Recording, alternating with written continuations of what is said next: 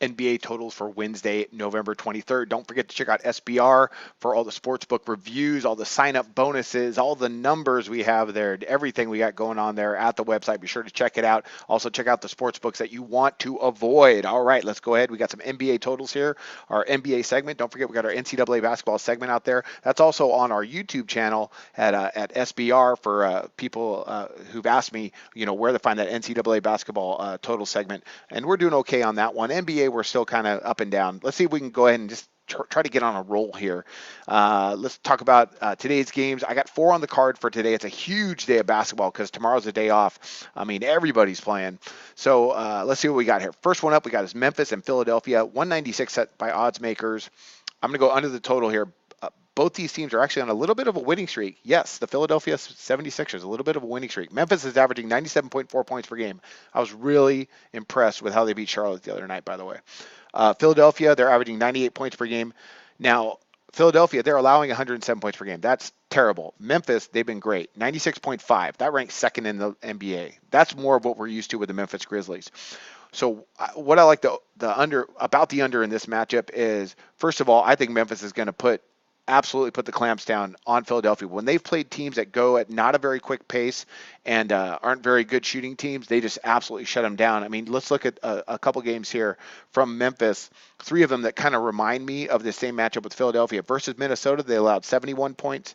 Versus Dallas, they allowed 64. Dallas is really struggling. And then against Utah was also a low-scoring affair, but it ended up at 198, so right around that same number. That's the type of game I think we're going to see, and Utah is a much better scoring team than Philadelphia. Right now, also, let's look at their fast break points. You got Memphis, just 8.6 per game. That ranks third to last in the league. We know they don't go very fast, and Philadelphia is not much better at around 11 per game. Shooting-wise, Memphis, they're only shooting 42.7% from the floor. That ranks 27th in the league. And then Philadelphia, it's surprising that they're shooting better at 44%. That ranks 22nd in the league. But defensively, we know Philadelphia is not very good. Memphis is really solid across the board as well. The tempo, you got Philadelphia, they're averaging 83 attempts per game, almost 84. Memphis is allowing just 76. That ranks first in the league, although they've had a couple slow grind out games here over the last week. I just don't see this getting over the 196. I think it's going to be a really boring game with Memphis winning by about 8 points. So I'm going to go ahead and back under the total with Memphis, Philadelphia. Next one, we got Boston, Brooklyn.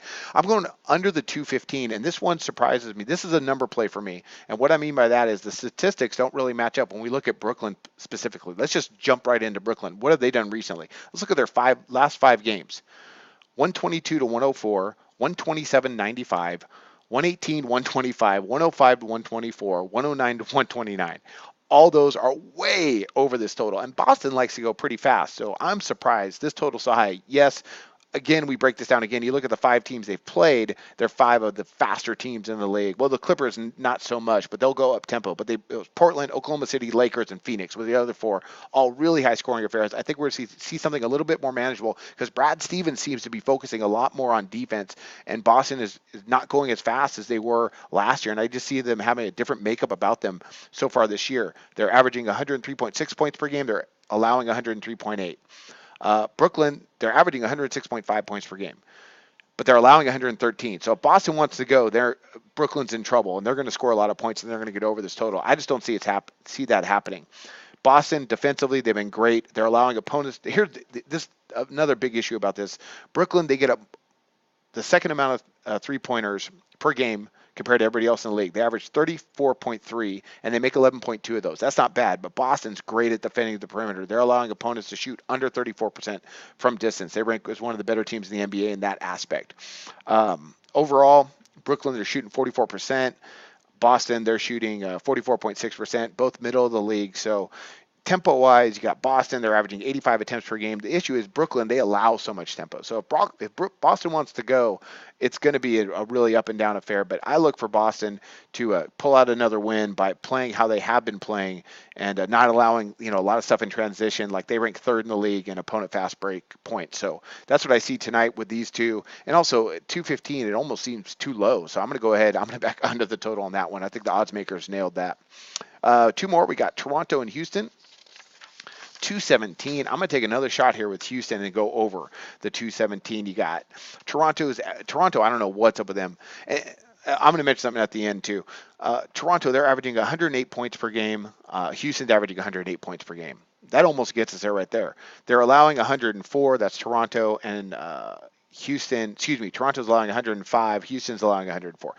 It's very weird for me that Toronto's allowing so many points. They're just not playing good defense. I mean, right now, opponents are shooting 45.6% against them. Toronto, a team that's supposed to be sound, a sound defensive team. Houston, they're allowing 45.5%. Both these teams can shoot, and both these teams can score, and both these teams, I think, will go ahead and push some pace tonight. Toronto's averaging 45.9% from the field, and Houston's averaging 46.2% from the field. Toronto's averaging 45.9% from the field. They both can score. They both can shoot. The tempo will be decent. And, looking at Houston recently, they're at home. Their last 3 home games have ended up above this total or just about. They scored 115 points, and then they scored 126, and then they scored 111. Those are the last 3 home games. So look for them to score like that tonight, and for Toronto to go ahead, because they're efficient, to be able to score as well. I'm going to go over that 217.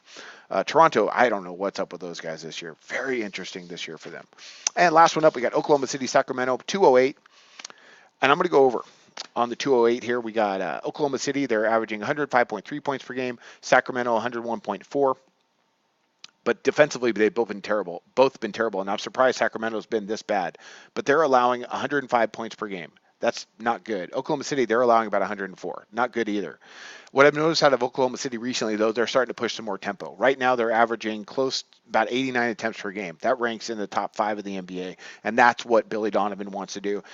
Jaeger is not having any problem with it. He's going a little bit smaller. We look at their game versus Toronto, ended up 102-99, well under, this total.